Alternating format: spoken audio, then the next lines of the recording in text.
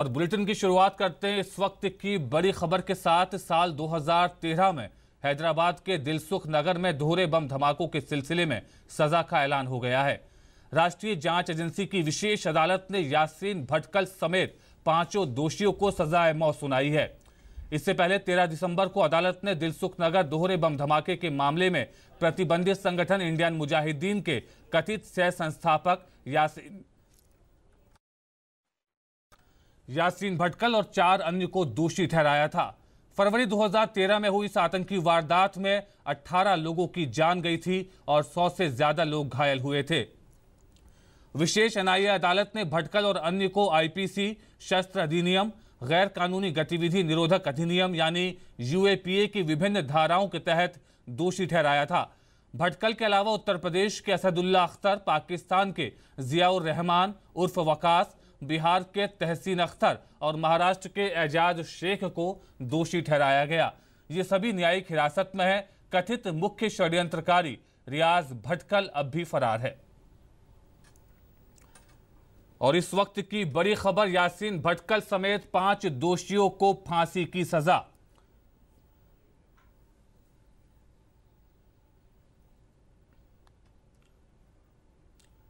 और इस खबर पर और जानकारी के साथ जुड़ रहे हैं हैदराबाद से हमारे संवाददाता रमाकांत। रमाकांत, एक बड़ी खबर है, दिलसुख नगर ब्लास्ट केस में फैसला आ गया एनआईए अदालत का और 5 आरोपियों को एक तरह से मौत की सजा का ऐलान हुआ है। कितना महत्वपूर्ण है यह फैसला?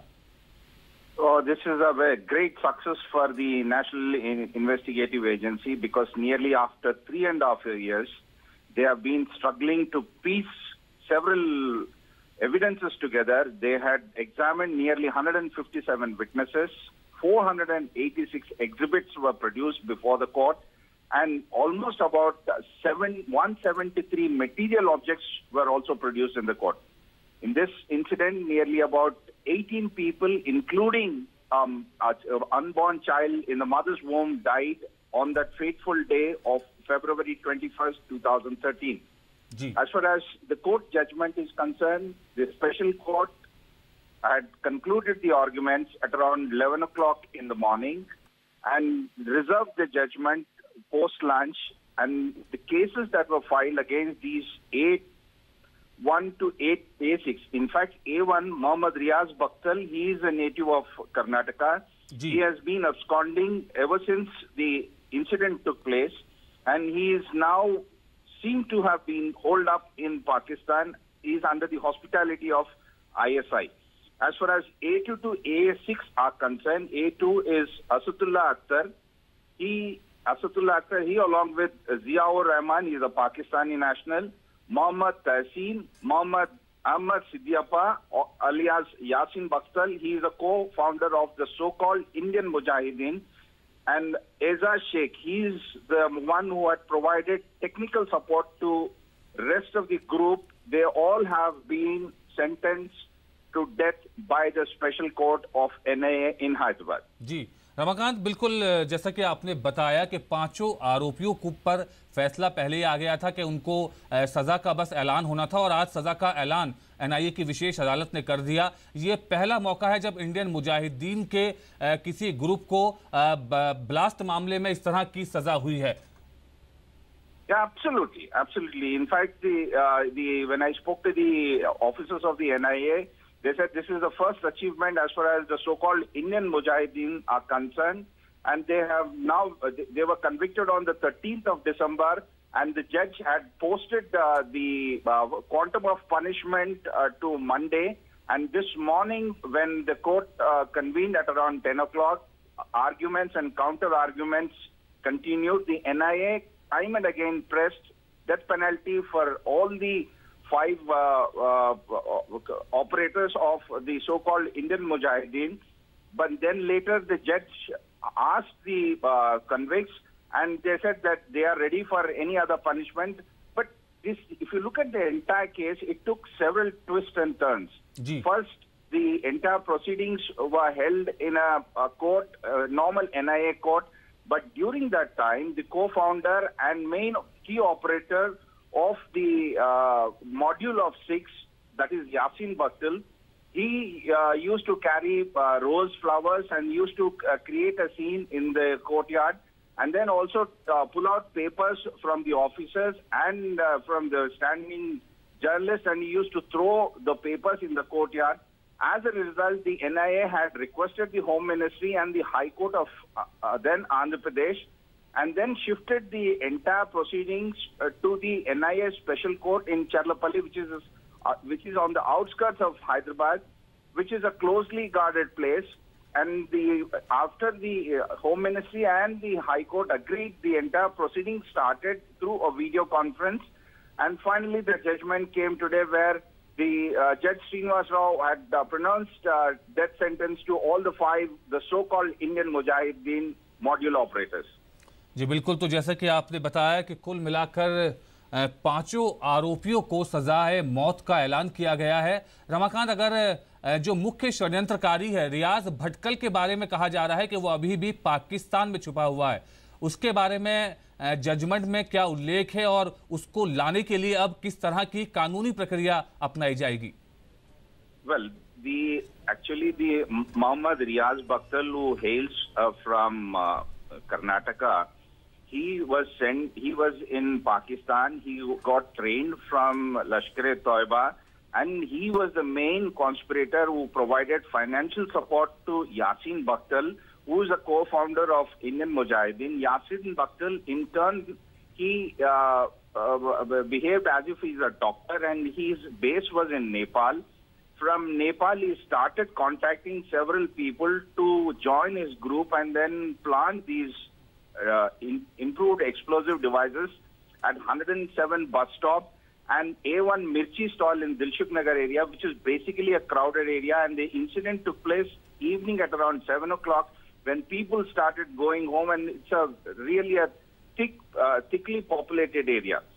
As far as the Riaz Bakhtal, who is the main conspirator in the entire case, is concerned, after he escaped to Pakistan, when NIA had got the case from the Home Ministry, initially the cases were filed by the Malakpet police station and Sarur Nagar police station, because the 107 bus stop falls in one police station and A1 Mirchi Center falls in another station.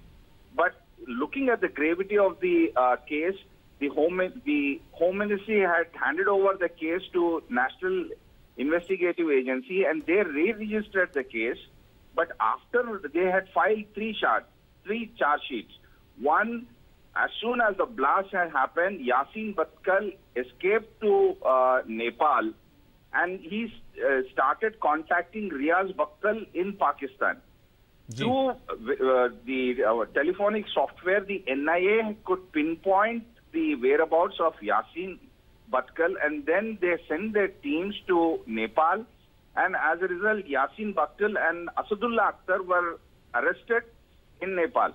After that, when the investigations were going on, they both confessed to the crime, and the rest of the other people, that is A4 Yasin Akhtar and A5 A6, that is Aizaz Sheikh, he had provided technical support. They were arrested on 2 separate incidents. So therefore, the NIA जी रमाकांत, आपसे हम जानकारी लेते रहेंगे।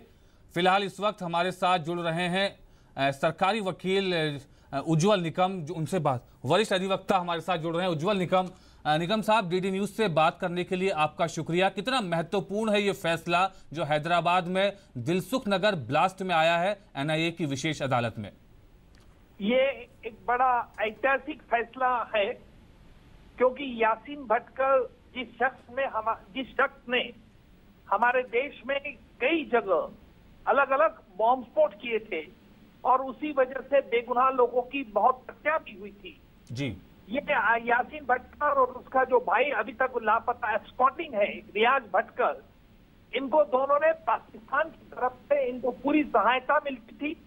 इतना ही नहीं, तो इन्होंने भारत के बाहर जाके भी कुछ आर्म्स एम्यूनिशन का ट्रेनिंग भी लिया था। यासीन भटकल के खिलाफ और उसके भाई के खिलाफ में बम्बई में 13 जुलाई को जो ट्रिपल ब्लास्ट हुआ था उसकी भी केस चला रहा था। लेकिन आप ये देखिए कि हमें एग्जीक्यूशन तुरंत कैसे होगी। जी, क्योंकि यासीन भटकल इस सजा को जरूर चुनौती देगा, लेकिन जब तक वक्त आए तो सुप्रीम कोर्ट उसको पूरा जानने का अधिकार है। दरमियान हमारी इन्वेस्टिगेटिंग एजेंसी ने ऑल ओवर इंडिया का टास्क फोर्स बनाना चाहिए, ताकि यासीन भटकल के खिलाफ जो भी अलग अलग जगह जो केसेस पेंडिंग है उसको तुरंत उसका निपटारा करना उचित होगा, ताकि यासीन भटकल की सजाए मौत जल्द से जल्द एग्जीक्यूट होगी।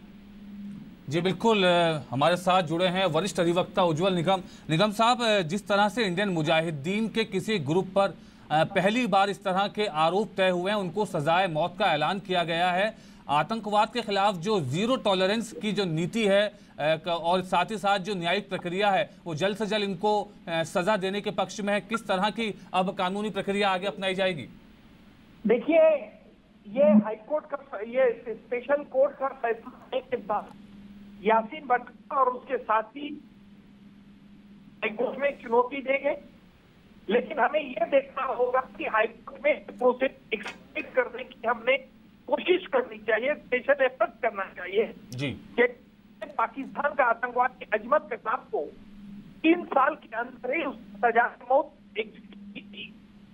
अजमल कसाब की ट्रायल 1 महीने चलाई थी, उस ट्रायल में हमने 8 महीने में ट्रायल खत्म की, हाईकोर्ट के 1 साल में खत्म, सुप्रीम कोर्ट में 1 साल के अंदर खत्म की। इसलिए हमें यह सख्त कदम उठाना चाहिए कि यासीन भटकल के खिलाफ, क्योंकि ये पहली बार ऐसा हुआ है जो इंडियन मुजाहिदीन के खिलाफ एक कानूनी बड़ा फैसला आया है, और इस कानूनी फैसले से जो भी इस रास्ते से गुजरना चाहते हैं उनको ये सजा, ये एक सबक अच्छा मिल सकता है।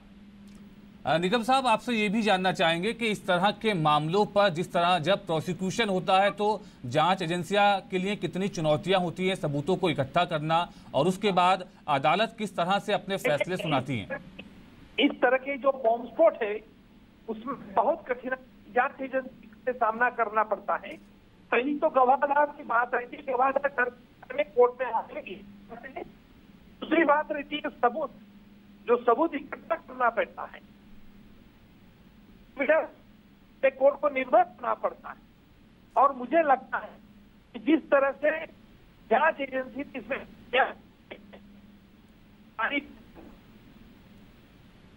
जी, तो ये थे वरिष्ठ अधिवक्ता उज्जवल निगम साहब, आपने डीडी न्यूज से बात की, आपका शुक्रिया।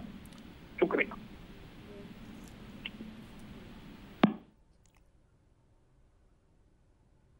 ठीक से नहीं मिला उनको कॉम्पेंसेशन देना चाहिए। वो ये the reason for hanging is that this falls within the category of rarest of rare cases that the court has found, giving various reasons, saying that this kind of an act of these accused falls within the rarest category of cases. As such, all 5 of them have been sentenced to death. Sir, क्या यासीन भटकल या इनको भी अदालत में बोलने का मौका दिया गया? क्या कोई 2 बार मौका दिया गया है, जो भी सजा अभी, क्योंकि पहले सजा सुने चुके हैं ना वो।